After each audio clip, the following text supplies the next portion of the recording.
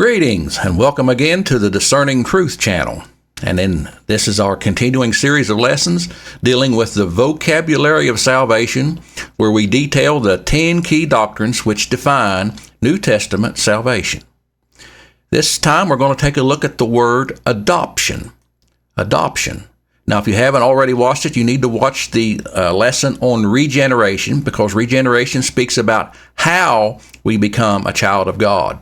But adoption, in the modern usage of the word adoption, is to take someone from one family and put them in another.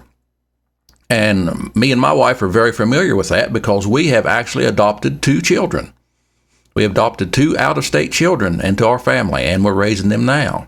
And actually, some of these lessons, I'm making these lessons partially just for something that they can watch in the future and see something that their daddy did to explain to them what they have and can have in Jesus Christ. But anyway, the term adoption, as used in the Bible, refers to God placing a believer as an adult son or an heir into his family. And it gives him access to all the privilege that comes with being a member of that family. It's not so much a word of the relationship. It's not the word that tells you how you became a member. It's a word of position. It speaks of the position you have in the family. You've been adopted into the family. You're part of the family. So, as we see here, the modern meaning of the word, to place a child born of one family into another, does not consider the fact that a believer becomes a member of God's family by regeneration, as we just mentioned. A Christian is literally born into God's family and not merely placed into it, still only having the nature of the old family. See, that's the difference. Regeneration gives you a new nature. Again, go see that lesson if you haven't watched it already. Regeneration gives you a new nature, the nature of your Father. And so adoption does not fully detail how that works, the modern way we use adoption. In the Bible, adoption speaks of your position in the family, your status in the family. In the Scriptures, adoption, again, is not so much a word of relationship, but of position. It speaks not of how the believer became a member of the family, but of his status as a member because of regeneration. God has placed him in the position of an adult son, and he has all the rights and the privileges that go with that position. Sonship is a present possession. You're a son or daughter or a child of God now, if you've received Jesus Christ. It's just like there's an example in Exodus 2. Moses became the adopted son of Pharaoh's daughter with all the rights and privileges of that position. But we have even more than that. We also have the nature of our father, the nature of our family. So we have even more than Moses had. What are some of the privileges of adoption? The believer has a father that loves him, cares for him, protects him, corrects him, and promises to never leave him. My, look at the promises. He cares for us. And then what can be against us? This is the family we're in. This is the family you belong to if you belong to Jesus Christ. He has given each adopted person the spirit of adoption, and this spirit bears witness in a person's heart that he is God's child and leads him to cry upon God as his Father. This is where you get the Abba, Father. The Spirit will also raise up the saint's body at the second coming when Jesus Christ returns, at the rapture or second coming, and make it like unto his glorious body.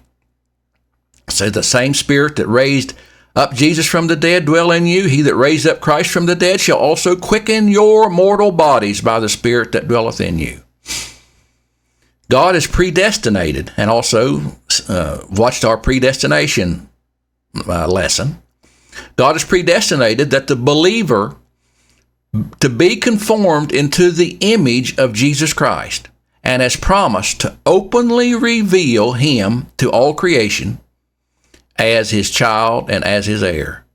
If you belong to God, if you've received Jesus Christ and you're in Jesus Christ's family and part of the family of God, there's a day coming where you're going to be shown off. You're going to be up there in your glorified body, and you're going to be standing with the family of God, and you're going to, all of creation, from angels and demons or whatever else, all of creation is going to see you for what you are. And what you are is a child of the King, a child of God. You belong to God. And he's going to point to you and say, see this person right there? He belongs to me. That's what one of the privileges of adoption. The final adoption. The Bible speaks, there's a sense adoption is future. Actually, the main emphasis of adoption is future. Because even though a believer is presently God's child, you're God's child now, God has not yet openly revealed you as such. I mean, you just look like you always did. You just look like everybody else walking around on this earth. I mean, if you're walking down the streets of a city, and no one can tell that you're who you belong to, whose family you are. But, however, this first fruits of the Spirit that we have in our bodies, if you belong to Jesus Christ, is a guarantee that God will openly reveal you as belonging to Him. And again, this is the main emphasis of adoption.